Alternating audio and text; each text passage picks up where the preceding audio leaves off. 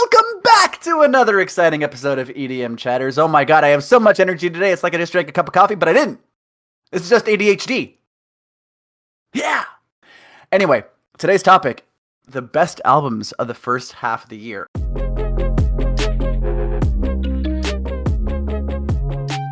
Obviously, this is coming out at the beginning of June, so we still have another we still have another month left until like the first half of the year's over. But whatever, we're doing it. We're doing it anyway, right? This year's flying by. I know. My birthday was already like over a month ago. I'm 30. Damn. I'm old. Been doing this for a while. I got pain in my knees.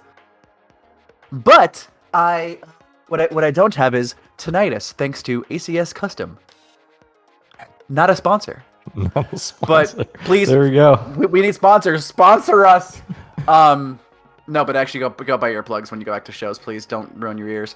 But as a reminder, kind viewers, please like and subscribe so you always know when we put out new videos, and follow us on Twitch because we're streaming now, so you don't miss out on a live stream. We're playing lots of Apex. We're playing lots of Call of Duty. We're messing around. We're having fun. It's a grand old time. Come join us. Anyway, this year's albums have. It's been an interesting year for albums, right? Oh yeah. Because a lot of these albums that are coming out this year were pushed back from last year, the same way that shows were, because a lot of these artists make art and they make music that they really believe in, but a good portion of like streaming and like feedback from streaming is from live shows when people play these songs live, and then fans go home and listen to those songs, and then go to shows to hear the songs live, and then go home to listen to the songs, and so it's like a feedback loop. Mm-hmm. So the fact that there weren't any real like live shows, any like the big like bangers weren't coming out last year. The albums couldn't be toured. So you're seeing a lot of albums, a lot of singles coming out this year that were in 2020. And thankfully the sounds of, EDM haven't really changed that much from last year to this year.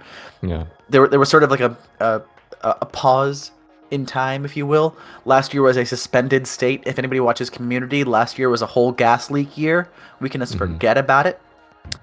But that being said, we're starting to see albums come out this year, and a few of them are really, really good. A couple of them we've already talked about on the show, and I think the first one we have to mention, because he was on the show already, and his album came out, and you can go watch the episode again, because we love you, and you love us. Flux Pavilion's .wav. This was definitely a change of sound for Flux Pavilion, and it was different from his usual dubstep, but even he said himself, like, he wasn't really a dubstep artist. He made songs with bass elements, but if you listen back to like a lot of his songs, they're not like strict dubstep, right? And .wav definitely isn't. So if you like kind of orchestral, pretty music with bass elements, .wav is the album for you. It's pretty good. It's pretty good. It's a good listen. It's not bad. It's not bad. But I think my favorite album of the year so far has been Blood Rushing Like Current Through a Powerline by acloudyskye. This was a surprise. It really was. You showed this to me earlier in the year.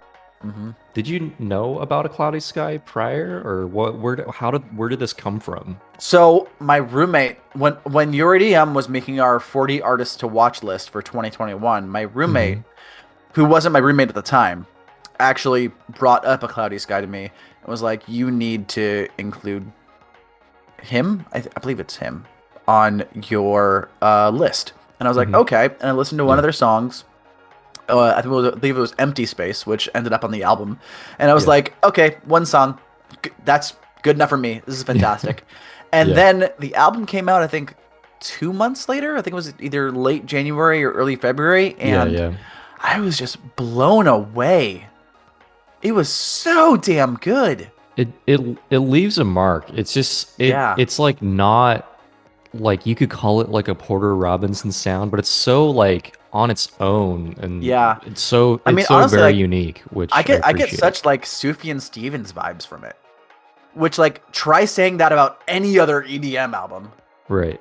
I just love like the overdriven like sound, and there's some songs in there that sound like just almost like indie rock almost, but like Yeah. yeah, like it's a good listen. I love it. Yeah, it's a good listen. We give it a rating of it's a good listen. Moving on from there, this wouldn't be an EDM Chatters podcast without mentioning Porter Robinson's Nurture. Of course. And it's just, that's all I have to say. Porter Robinson. Moving on. There you go. Yeah, exactly. No, I mean, yeah. So it's his first album since he released World. I'm going to talk about it a little bit, just to kind of. Yeah, for sure. It's his first album since he released Worlds in 2014. 7 years later, after Virtual Self, after getting a wonderful girlfriend, finding love, finding passion in his music again, he comes out with Nurture, which is this beautiful, natural album of Porter Robinson. That's all I got. I actually wanted to say this thing was actually like delayed because of the pandemic, so he had a lot more time to work on it. I forgot where I heard that. That was his Reddit AMA. Okay, yeah. Mm-hmm. I was trying to think back if he said that in the Needle Drop interview, which is a really good interview. He might have, but I think that interview actually came out after the AMA anyway. Regardless. Yeah, it's good. What else do you got for us? Zoo, Dreamland, 2021. This is his follow-up to his 2018 album Ringo's Desert, which I love that album a lot. I don't like Dreamland 2021 as much, but it's still really good, and it's still like exactly the Zoo that you're thinking of, especially like still Zoo.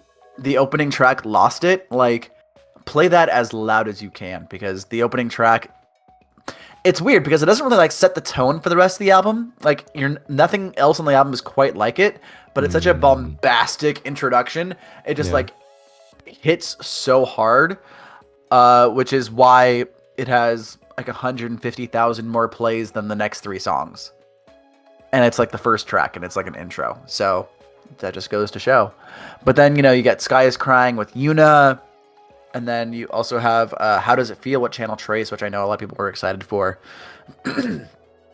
Only with Tanash, which was the first single from the album before we knew there was like an album coming that has like almost 9 million plays. But I mean, of course, play does not a good album make. But this is a good album. We give it a rating of it's a good album. There we go. Next up, Organ by Dimension. We could not end this list without talking about my love of drum and bass, right? Yeah. Dimension's album finally out, and I really want to see his live set because it's so cool. But yeah, this is an album that we've been waiting for a long, long time, especially after like he was doing his tracks with Sub Focus, and so we get Danger with MCGQ. We get 17 of these tracks. Arctic Lake, actually, again, who was on the Zoo album, is also on the Dimension album. So that's a fact that you can tell your friends about. But no, I mean, it's definitely a ride from start to finish. 17 tracks. It's just a little over an hour, so it's not like super long. But definitely, sit back, relax, maybe take some caffeine so you're kind of jittery when you're lying down. That way, you kind of get the drum and bass. You're like, eh. That's how I listen to drum and bass. I don't know how you do it. You don't drink caffeine and then lie down when you listen to drum and bass? It's so weird. No, I just play games or something. That's like that's go true. Music, Yeah, go watch us on Apex while you listen to this. Go watch us on Twitch play. Go watch us play. Go Apex watch on Apex. Watch Apex play Twitch, Mike. I swear to God, I'm okay. Lastly, I actually don't know if this is gonna be out by the time this episode comes out.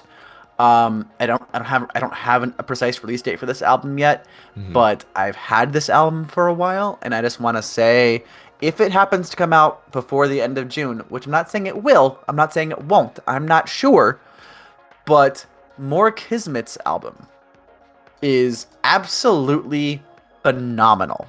We've already heard a few of their singles so far, including Vendetta for Cupid, which yes. Because I've had this album for so long, I have the version of this song that has a vocal sample of Damien from Smosh. What the fuck? That's so. They weren't able to clear it, unfortunately, because Smosh just wouldn't return their freaking calls. Jerks. Okay. Yeah, but no, like this album from A to B, from A to Z, from beginning to end, from here to there, from near to far, from metaphor for beginning and end, is absolutely fantastic. They have said, More Kismet has said that they are not trying to be as dubstep as they used to be, especially like on the old EPs with like Never Say Die. So this album is definitely more of a expression of their of who they are as a person, as an artist, and a lot of it is very, very personal. Vendetta for Cupid, they've said, is about their abuser. And you also have Judgment, Heaven Gets Lonely, I Miss You More Than You Think, Flourish, Progress, Shadow Soldier, Flight of the Superiority Complex. I mean, you can just tell by the names of these tracks that this is a very, very personal album. As far as albums that have come out this year, I think it's definitely an interesting year for albums. It's a slow year, I think, for music. It feels like a slow year. It's a little bumpy. It feels a little slow, a little jagged, a little erratic. I don't know. I'm looking forward to it picking up a little bit, especially as we get closer to summer, and festivals really coming back. So yeah, I have high hopes for us this year. So far, we're starting off a little bit slow. Yeah, but we're gonna get there. We're gonna get there, and it's gonna be fantastic. And I have a feeling 2022 is gonna be even fucking better. It's gonna be fun. Oh, yeah, absolutely. That does it for us at EDM Chatters. I hope you go back and listen to some of these albums again if you've heard them before, or for the first time if you've never heard of them. Definitely go listen to A Cloudy Sky, listen to Zoo, Dimension, Porter Robinson, Flux Pavilion, More Kismet. I'm Matt. This is Vince. Like, comment, subscribe, do all the things that help us grow our channel. We love you all. Thank you so much for stopping by. We'll see you next time. See ya.